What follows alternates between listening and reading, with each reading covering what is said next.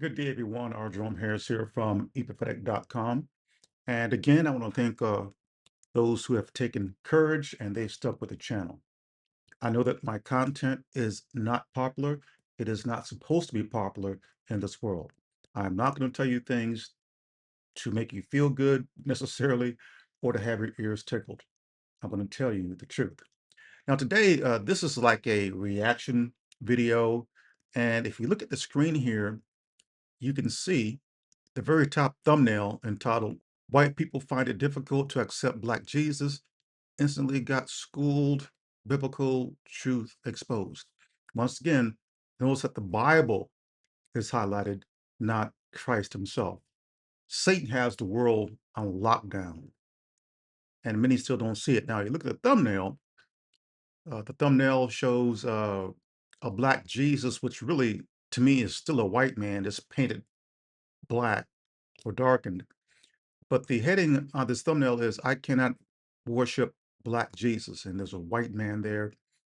Now, let me first of all say this. Jesus never taught that we worship him. Our worship is to be directed to the one who sent him, the Father. So it would be wrong for anyone, whether you're black, white, brown, red, to worship Jesus.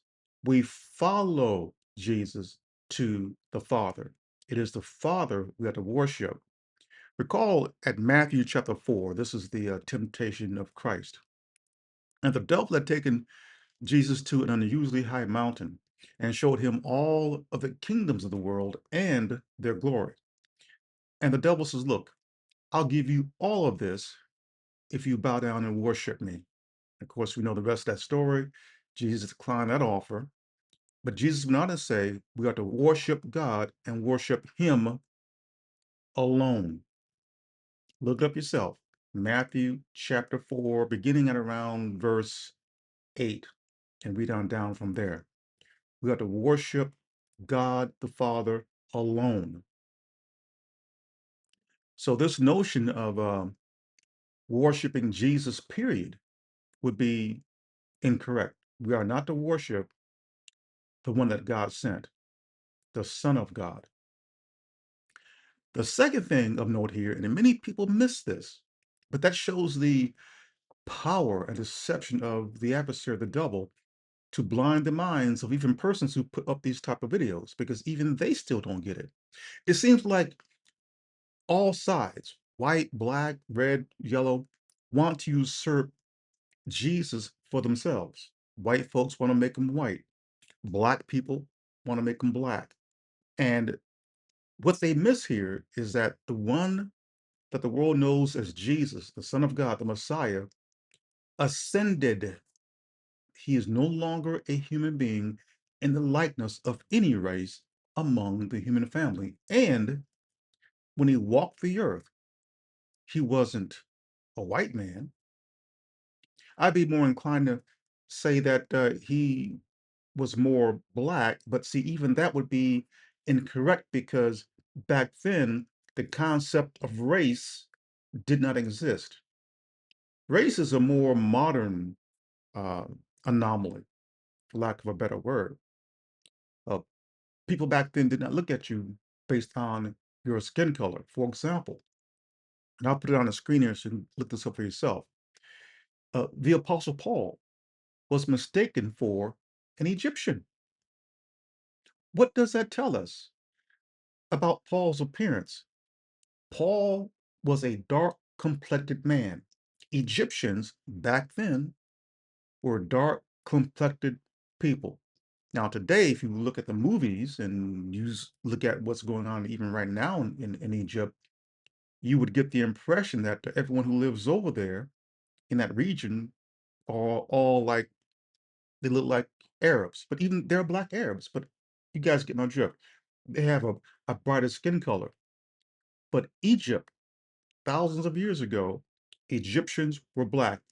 And the evidence is thick and it's undeniable. Look at the Sphinx itself. Someone went out of their way to shoot off that nose. Why? Because the nose was that of a, air quote, Negro, a black man. And again, I don't like assigning our racial definitions today to a time long ago, because back then they didn't look at another person, so, "Oh, you're a black man, or you're a white man, or you're this, you're that." It wasn't the case. But somehow today, many, they're pulling in this racial thing with regards to God's son. And getting back to that Sphinx, it's not only the Sphinx in Egypt. If you look at the original, the real tomb of King Tut, not the one they put out on display, that's not King Tut. That's the one who's gone on their way to make King Tut look more like a light-skinned Arab. The real tomb of King Tut is hidden away, and he is as dark as midnight.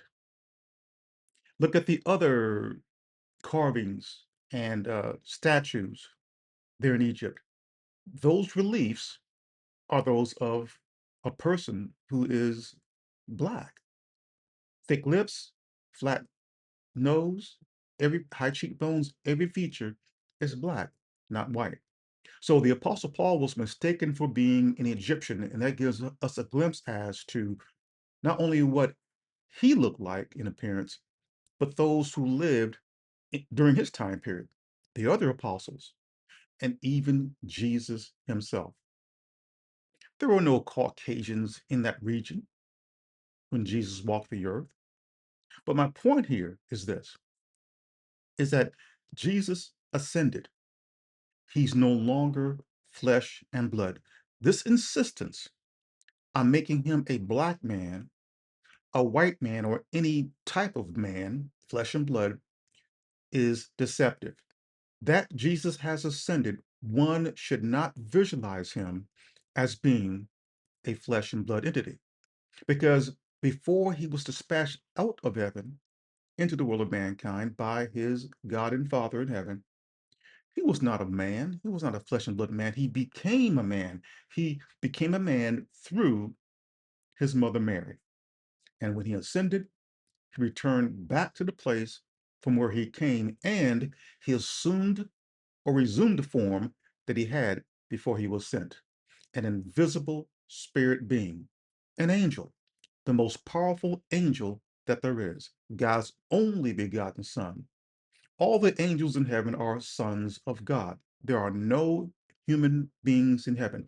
It's a completely different realm. It's vast. None of us down here on earth can look into that realm because it is invisible. And that is where my Lord, Master, and Head resides to this very day as an invisible spirit being. I don't visualize my master as a man, black or white. So these arguments that you see people making here on the white side, on the black side, on the other sides, about Jesus being black, about Jesus being white, those are deceptions and uh, to steer people away from thinking. It's a misleading. We are not to worship God's Son. We are to worship God Himself, the one who sent His Son. Now, for those of you who've been following my channel for some time, you know that my favorite scripture, or one of them anyway, and that's the keynote scripture of this channel, the Disciple Diaries, is Luke chapter 9, verse 35. That one scripture is power packed. If you want to use it to say, sit down those who believe that Jesus is God or part of some made up Trinity teaching, that one scripture shoots down all of that, because there we have God Himself speaking. God is giving a command, and God Himself says, "This is my Son." Now, who is any human being to argue with God and say, well, God is lying? God doesn't know who His Son is. Yet Christianity today, by and large, portrays Jesus as being a flesh and blood man and being God Himself as a part of a Trinity. The Father is rarely mentioned. There's another place in Scripture, and there's several. One can go to Matthew chapter 3, verse 17. Again, God Himself is speaking there too, where He says, "This is my Son." God identifies his son as his son. So what's the argument? What's the discussion? Why are people debating this thing about Jesus being God? God says, "This is my son." End of discussion, end of story, period. I don't argue with anyone. I don't debate either. But if God says, "This is my son," I believe him. I'd be a fool to doubt the creator of the heavens and the earth. But Christianity, by and large, is so arrogant that it does. And the only entity in the universe that would do that would be Satan the devil. That's his MO. So if Christianity does it, who do you think created that religious system that repeats the lies that Satan himself and the challenges to God that the devil has done and still does to this very day? God says, "This is my son." Christianity says, "No, this is God." That's against God. That opposes God. That is anti God. That is anti Christ. So I bring this up because these debates and discussions about all sides wanting to usurp Jesus and making him a man, these are foolish arguments. And those who engage in them, they miss the boat completely.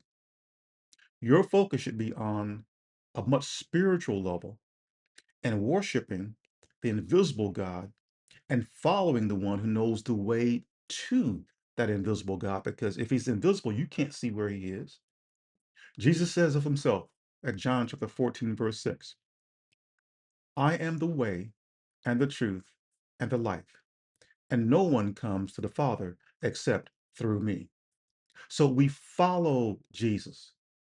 How do you do that? By becoming his disciple or student. It is as simple as that. If you become his student, he is your teacher. You listen to your teacher. You follow his direction. You don't follow the direction of these religious organizations and the men and women within them. You follow the one that God sent. And that is one of the major mistakes that the world today has made. They're following religious systems and they're following these men and women who sit on top within them. This video right here is powerful evidence of that. Because if they had listened to the one that God sent, there is no way they would stoop this low to make God's son, who has ascended, a man. I've heard people make reference to God himself being a man, the man in the sky, the man upstairs, and even the devil as being a man. That shows what is written at 1 John chapter 5, verse 19, that the devil has the whole world in his power. And the deception is deeper than that movie, The Matrix. It takes a lot of effort to be awakened from that Matrix-like state. If you watch that movie, The Matrix, the very first one, Neo did not awaken himself. He needed someone to awaken him. And who was that? Morpheus. To make application of that today, any such awakening to the truth, to the reality, you're not going to be able to do that by yourself.